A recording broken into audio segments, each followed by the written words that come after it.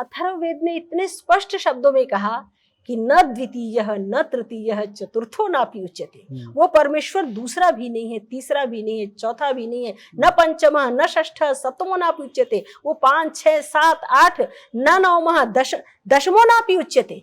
तो 10 तक की संख्या गिना दिया कि वो 10 भी नहीं है। स एक एव वृत्त एक एव, वो एक ही है और एक ही है। और वो कैसा है? महादेव वो आत्मा बैठा हुआ है, बाकी सब आंख नाक कान ये सब देव है ना। ये सब केवल देते हैं, देख रहे हैं, वो कुछ कर नहीं सकते हैं। वेद कहता है न तस्य प्रतिमा अस्ति, उसकी कोई प्रतिमा नहीं है, उसका कोई प्रतिमान नहीं बना सकते हैं, उसका कोई जोड़ नहीं है, उससे कोई स्पर्धा नहीं कर सकता। तेना अर्हति ब्रह्मणा स्पर्धितुं का, कोई ब्रह्मा से भी स्पर्धा कर सकता है? ब्रह्म तो एक है। का सूर्य आपके अंदर है, ये दोनों सूर्य हैं, सूर्य और चांद है आपकी आंखें। उनको आंखों को बंद करके अपने अंदर की दिव्य ज्योति को प्राणायाम के द्वारा, साधना के द्वारा, धारणा ध्यान के द्वारा उसका प्रकाश अंदर से वो देखते हैं। वो सारी चीजों को वो अंदर से ही जान लेते हैं। वेद कहता है न तस्य प्रतिमा अस्ति, उसकी कोई प्रतिमा नहीं है, उसका कोई प्रतिमान नहीं बना सकते हैं, उसका कोई जोड़ नहीं है, उससे कोई स्पर्धा नहीं कर सकता। तेना अर्हति ब्रह्मणा स्पर्धितुं का, कोई ब्रह्मा से भी स्पर्धा कर सकता है? ब्रह्म तो एक है।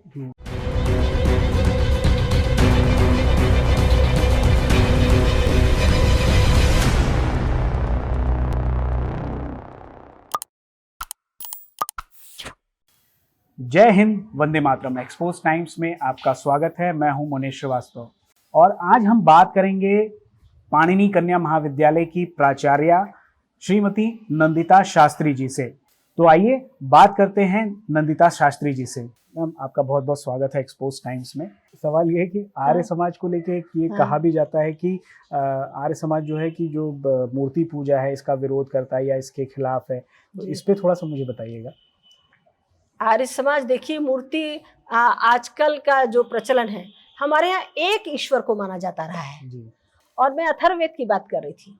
अथर्ववेद ने इतने स्पष्ट शब्दों में कहा कि न द्वितीय न तृतीय चतुर्थो नापि उच्यते। वो परमेश्वर दूसरा भी नहीं है, तीसरा भी नहीं है, चौथा भी नहीं है, न पंचम न षष्ठ सप्तमो नापि उच्यते। वो 5 6 7 8 न नवमः दशमो नापि उच्यते। तो 10 तक की संख्या गिना दिया कि वो 10 भी नहीं है। स एक एव वृत्त एक एव, वो एक ही है और एक ही है। और वो कैसा है? वो अरूप है, वो हमारी तरह है। हमारी तरह क्या, हमारी जो आत्मा है, तो आत्मा भी निराकार है।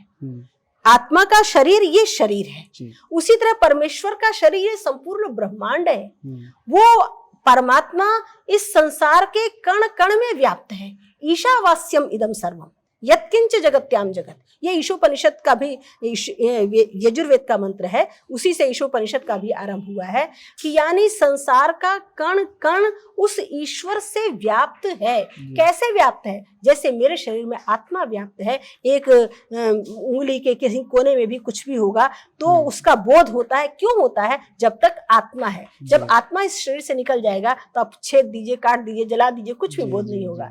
तो ये आत्मा है तो मेरा शरीर कार्य कर रहा है। उसी प्रकार इस संसार के कण कण में परमात्मा है, परमात्मा का अस्तित्व है, तो वो एक है। वो 2 4 5 नहीं कि आपस में लड़ने लग जाए, है ना। और परमेश्वर की व्यवस्था में ही जैसे ये आत्मा के अंग प्रत्यंग मेरे हैं, ये सब भी देव कहे गए हैं। महादेव वो आत्मा बैठा हुआ है, बाकी सब आंख नाक कान ये सब देव है ना। ये सब केवल देते हैं, देख रहे हैं, वो कुछ कर नहीं सकते हैं।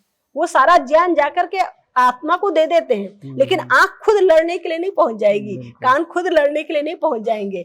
तो ये सब भी देव हैं और हमारा आत्मा महादेव है। उसी प्रकार संपूर्ण ब्रह्मांड में परमेश्वर ने देवों की व्यवस्था की है। वो देव उसके अंग प्रत्यंग हैं, जैसे मेरे शरीर में अंग प्रत्यंग है। यत पिंडे तद ब्रह्मांडे कहा गया है। जो ब्रह्मांड में है वही मेरे पिंड में है। सारा ज्ञान विज्ञान, सारे लोक लोकांतर इस शरीर के अंदर ही है। जो योगाभ्यासी लोग होते हैं, जो ब्राह्म मुहूर्त में 2 बजे उठ करके योग अभ्यास, वो सब कुछ अपने शरीर के अंदर ही योग की जो विभूतियां बताई गई हैं, पतंजलि मुनि ने जो कुछ बताया है, वो सब कुछ इस शरीर के अंदर ही उन्होंने जाना, समझा।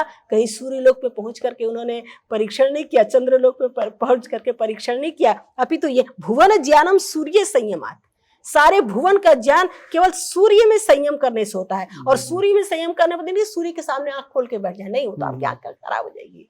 आपका सूर्य आपके अंदर है, ये दोनों सूर्य हैं, सूर्य और चांद है। आपकी आंखें, उनको आंखों को बंद करके अपने अंदर की दिव्य ज्योति को प्राणायाम के द्वारा, साधना के द्वारा, धारणा ध्यान के द्वारा उसका प्रकाश अंदर से वो देखते हैं। वो सारी चीजों को वो अंदर से ही जान लेते हैं। अध्यात्म विद्या है, योग विद्या है, ये बहुत ही प्रभावशाली है और उससे कोई भी, उसमें सब कुछ सिद्धियों में बताया गया है कि आप बैठे बैठे अदृश्य हो सकते हैं, आप बैठे बैठे यहाँ से वहां पहुंच सकते हैं। ये सारी सिद्धियां, अणिमा, गरिमा, लघिमा, ये सब तो परमेश्वर सशरीर, उसको आने की आवश्यकता ही नहीं है, वो शरीर धारण करता ही नहीं है। हम सब में से हम वेद से प्रार्थना करते, भगवे भगवान, हम भी भगवान बन जाएं। हे प्रभु तू भग वाला है, तेरे अंदर सारे ऐश्वर्य हैं, वो ऐश्वर्य मेरे अंदर भी आ जाएं। तो हम भगवान बनने की हमें कोशिश हम इसलिए करते हैं, जैसे माता पिता के गुणों को हम धारण करते हैं ताकि हम भी सच्चरित्र बने, हम भी दिव्य बने, हम भी परोपकारी बने, धार्मिक बने। तो उसी तरह वो परमेश्वर है, तो हम भगवान ऐसे जो अधिक दिव्यता से युक्त हैं, हम उनको अपने बीच में भगवान स्वरूप मानते हैं कि इनके अंदर वो दिव्यता है, भगवत्ता है। लेकिन सोचे कि वो भगवान है ना, जो कि एक है, जो कि सारे कण कण में व्याप्त है, हम जिसको भगवान कह रहे हैं उसके अंदर भी वो व्याप्त है। वो भी उस भगवान की उपासना करते थे, उस भगवान का ध्यान करते थे, संध्योपासना करते थे। तो इसलिए परमेश्वर भगवान तो एक ही है। और मूर्ति पूजा अगर करनी है तो वेद तो माँ को मूर्ति मानता है। मेरी माँ से बढ़कर कोई संसार की मूर्ति नहीं है, मेरे पिता से बढ़कर के कोई संसार की मूर्ति नहीं है, और मेरे गुरुजन से बढ़कर के कोई मूर्ति नहीं है। आपको मूर्ति पूजा करनी है तो इन चेतन मूर्तियों की पूजा करो। आप जड़ मूर्ति की को पूजा करते हो, ये ठीक है कि उसमें भी भगवान का वास है, तो आप जल के गुणों को जानिए। औषधि हमारी जो पदार्थ विद्या है उसके गुणों को जान करके उसका भरपूर उपयोग करिए, ये उसका सम्मान है। और लाभ तो यही है, उसने दिया है, मेरा क्या है, हम उसको किसी सत्पात्र को, किसी भूखे को, किसी जरूरतमंद को हम उसको वस्त्र दें, हम उसको जल दें, हम उसको भोजन कराएं, ये आवश्यक है। और परमेश्वर को हम भोग लगाने का सामर्थ्य है क्या? उसने हमको जब चाहे वो हमसे सब कुछ छीन सकता है। हम तो सब कुछ लखपति, करोड़पति, अरबपति सब कुछ हो करके भी हम कुछ नहीं होते हैं। तो इसलिए देने वाला तो एक ही है, और हम ज्ञानियों में कोई अधिक ज्ञानी है, हम उसको पूजा करते हैं, कहा गया है। तो लेकिन भगवान तो एक ही है। वेद कहता है न तस्य प्रतिमा अस्ति, उसकी कोई प्रतिमा नहीं है, उसका कोई प्रतिमान नहीं बना सकते हैं, उसका कोई जोड़ नहीं है, उससे कोई स्पर्धा नहीं कर सकता। तेना अर्हति ब्रह्मणा स्पर्धितुं का, कोई ब्रह्मा से भी स्पर्धा कर सकता है? ब्रह्म तो एक है ना, उससे कोई स्पर्धा। उसकी कुछ दिव्यता को उसने धारण किया है, तो हम उसको भी ब्रह्म कह देते हैं, लेकिन वो ब्रह्म नहीं है। ब्रह्म तो वो एक ही है, पर ब्रह्म है वो। ये ब्रह्म हो सकता है, अन्न को भी ब्रह्म कहा गया, जल को भी ब्रह्म कहा गया, सूर्य को भी ब्रह्म, आदित्य को भी ब्रह्म कहा गया। ये सब ब्रह्म के अंग प्रत्यंग है, इसलिए ब्रह्म कहे जाते हैं। लेकिन पर ब्रह्म तो एक ही है और उसकी उपासना करनी चाहिए। तो ऐसा कह सकते हैं कि आर्य समाज मूर्ति पूजा का विरोध करता है, या मतलब मूर्ति पूजा का विरोध नहीं करता है लेकिन उस पर पूरी क्या आस्था नहीं करता है, क्या कहा जाएगा? हम देखिए, मूर्ति पूजा क्यों करते हैं? हम ईश्वर पर विश्वास, आस्तिक समझते हैं अपने आप को, है ना। तो वो देखिए, हम आस्तिक हैं, हम इसको बहुत अच्छा मानते हैं, आस्तिक हैं। लेकिन हम पूरे विद्यालय को अच्छा मानते हैं, तो वो उससे परम आस्तिक होगा। जी। आप एक चीज की पूजा कर रहे हैं, ठीक है, ये भी है, तो इसकी हमारी दृष्टि छोटी है। मूर्ति पूजा जो होती है आजकल, वो छोटी दृष्टि है। हम छोटी दृष्टि से उठ करके बड़ी दृष्टि, विशाल दृष्टि, विकसित दृष्टि को अपनाते हैं, उदार दृष्टि। हम एक छोटे से तिनके को भगवान क्यों माने? इतना बड़ा भगवान तो भगवान का अस्तित्व है। हम अपनी माँ, पिताजी की मूर्ति को भगवान क्यों माने? साक्षात पिताजी को भगवान नहीं माने। लेकिन तो जैसे हमारे महापुरुष हैं, उनको महापुरुषों का स्मरण करना चाहिए, उनसे शिक्षा ग्रहण करनी चाहिए। उनसे हमें उनके आदर्शों को अपनाना चाहिए।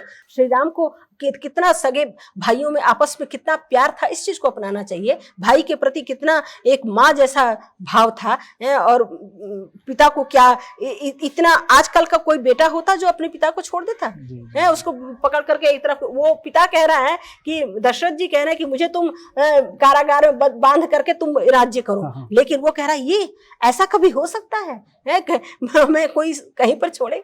तो वो सोच अलग थी।